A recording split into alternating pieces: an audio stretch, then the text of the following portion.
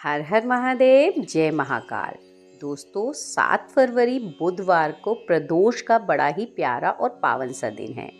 प्यारा और पावन इसलिए है क्योंकि इस दिन हमें अपने घर के गमले में एक पार्थिव शिवलिंग का निर्माण करना है। दोस्तों, ये संयोग 193 साल बाद पड़ रहा है कि प्रदोष बुधवार की पड़ रही है। तो आप अपने घर के गमले में पार्थिव शिवलिंग बनाने वाले उपाय को अवश्य करिएगा। इस उपाय को करने से आपके घर परिवार में सभी लोग हमेशा खुश रहेंगे। तो अब पार्थिव शिवलिंग का निर्माण कैसे करना है, पूज्य गुरुजी की कथा से सुनकर आपको बहुत अच्छे से बताने का प्रयास करूंगी। तो दोस्तों, बुधवार प्रदोष के दिन आप पार्थिव शिवलिंग किसी भी गमले में बनाइएगा। बस ध्यान रखिएगा कि तुलसी के गमले में हमें शिवलिंग नहीं बनाना है। इसके अलावा आपके घर में जो भी गमला हो आप उसमें पार्थिव शिवलिंग बनाइएगा। अब एक बात ध्यान रखिएगा कि हमें ना तो जलाधारी बनानी है, ना हमें नाग बनाना है, हमें कुछ नहीं बनाना। केवल हमें लिंग की फॉर्म में, मिट्टी से केवल लिंग की फॉर्म में एक शिवलिंग बनाना है।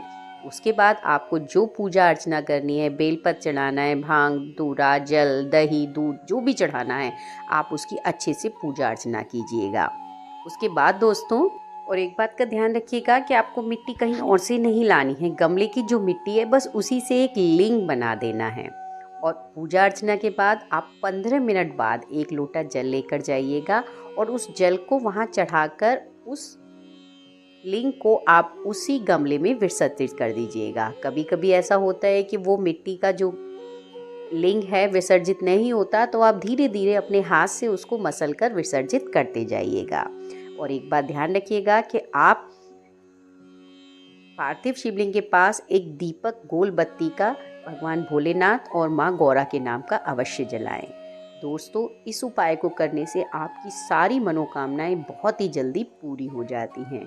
बस ध्यान रखिएगा कि ये उपाय आपको प्रदोष काल में करना है और अपने घर के गमले में ही करना है ना दोस्तों। पूज्य गुरुजी के द्वारा बताया हुआ बड़ा ही आसान सा उपाय, जिसे आप बुधवार के प्रदोष के दिन अवश्य करिएगा।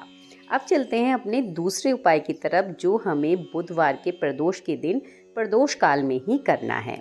लेकिन ये जानने से पहले अगर आप हमारे चैनल पे नए हैं तो आप हमारी वीडियो को लाइक और चैनल को सब्सक्राइब अवश्य करिएगा। और भोलेनाथ की विशेष कृपा पाने के लिए कमेंट बॉक्स में हर हर महादेव लिखना बिल्कुल भी मत भूलिएगा।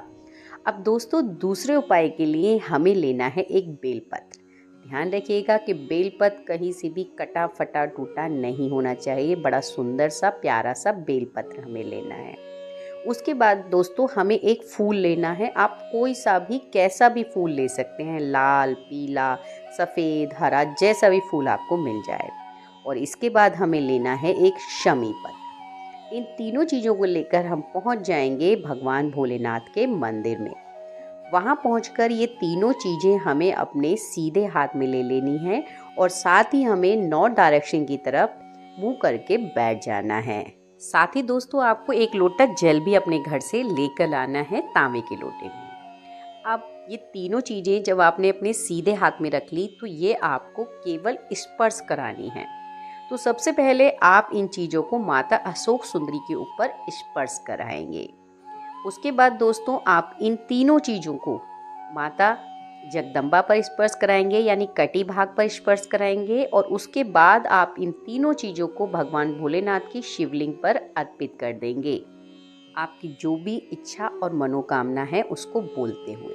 और इसके बाद जो आप एक लोटा जल लेकर आए थे उसको आप श्री शिवाय नमस्तुभ्य का जाप करते हुए भगवान भोलेनाथ की शिवलिंग पर अर्पित कर देंगे। दोस्तों, ये उपाय है इच्छा पूर्ति के लिए। अगर आपकी कोई इच्छा है, केवल इच्छा पूर्ति के लिए है, कोई बहुत पुरानी इच्छा है जो पूरी नहीं हो रही है, तो आप इस उपाय को अवश्य करिएगा और आप देखेंगे कि बहुत ही जल्द आपकी इच्छा पूरी हो जाएगी।